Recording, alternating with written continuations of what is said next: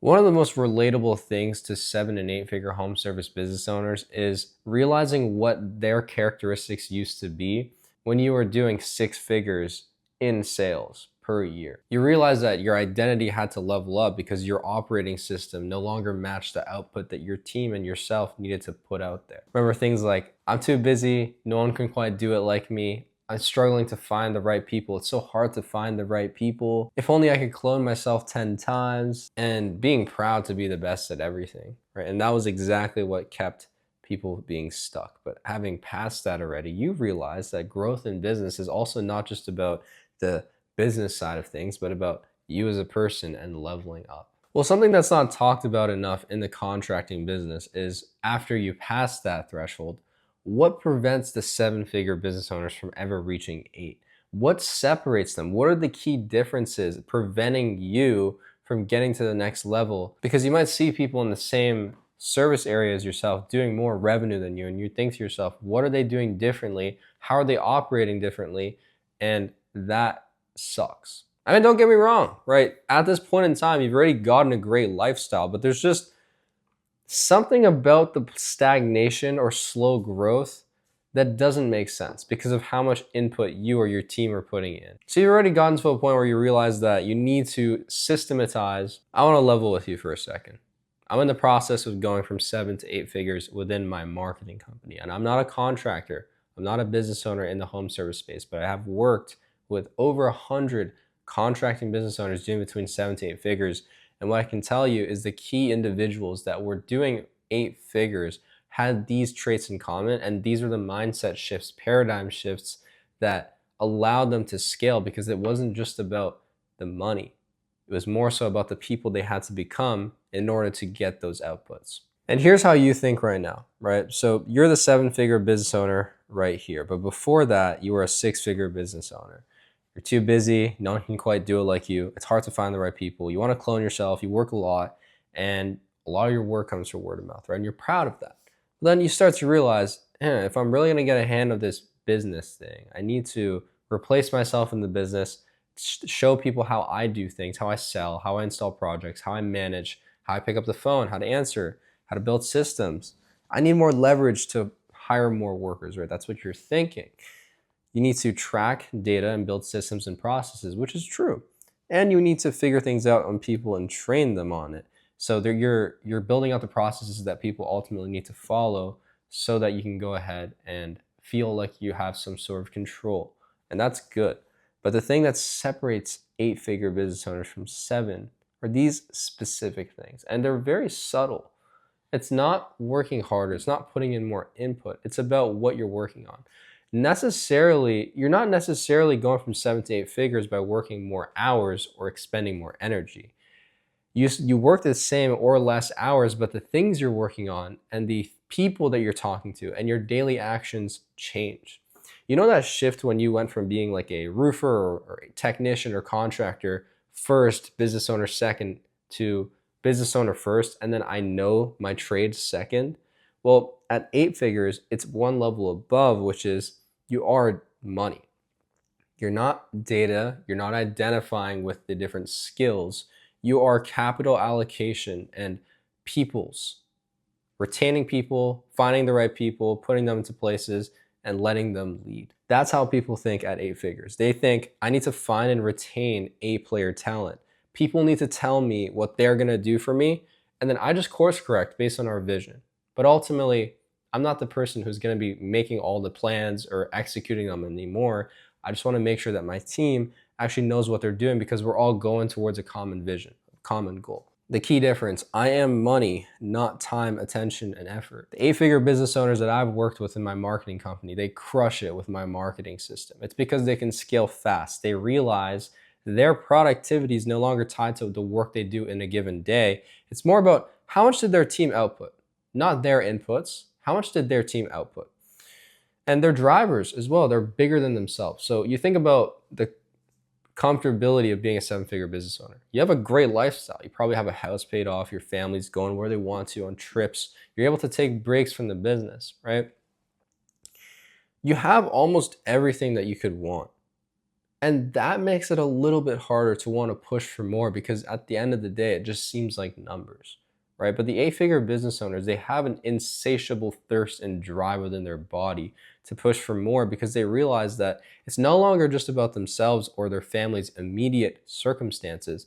Rather, they have a grand vision where they can see when they look at what they're doing right now, they know those inputs are tied towards making the lives of themselves and their family better in the future. They're not just thinking about current circumstances. They're setting them up for the future.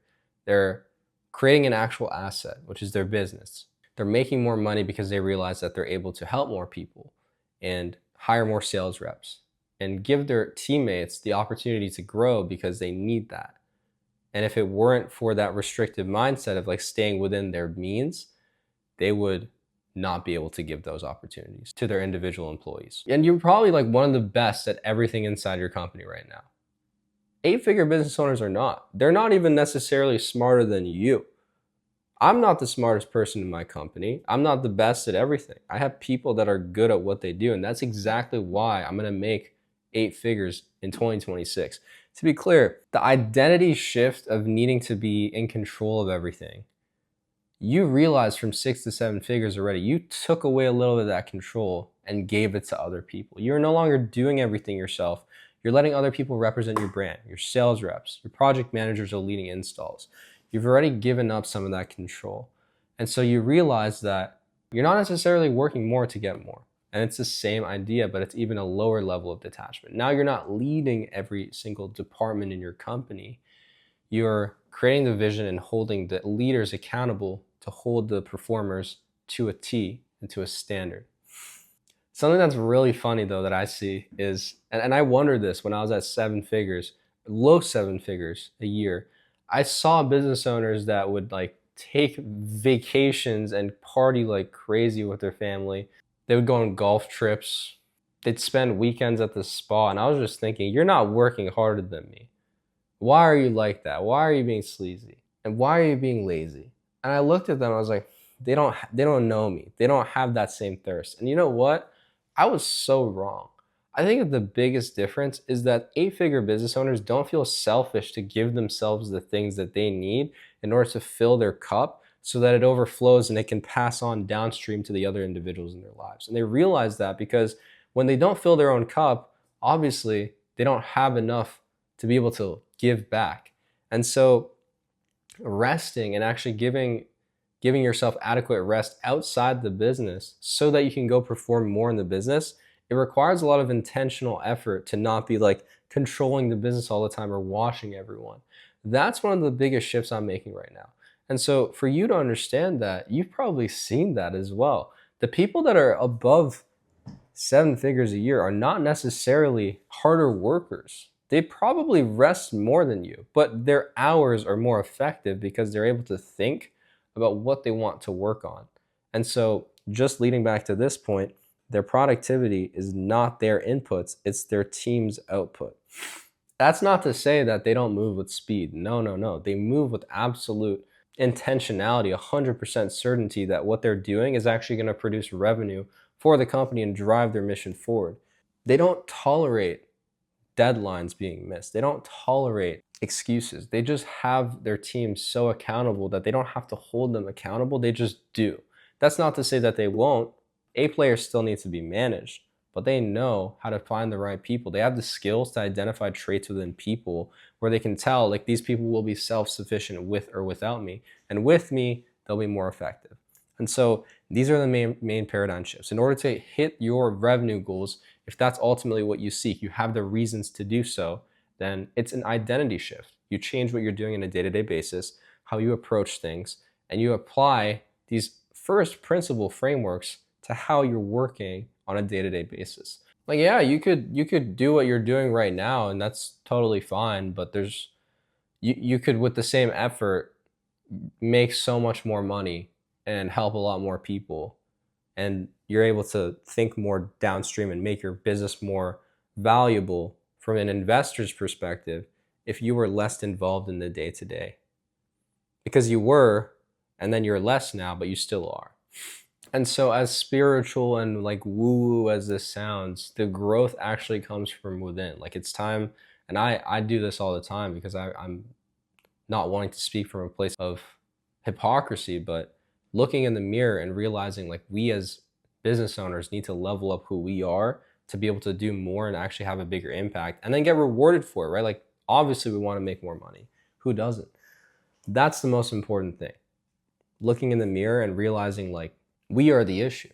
The founder's still the bottleneck. There's no way you're going to sell your company if that's a goal, or pass it on if you don't have systems in place, people actually creating those systems for you, not necessarily building everything out as an architect, rather thinking about who do I find for my company to do the things I need to do to grow, not how do I build the things for my company to do the things I need to grow.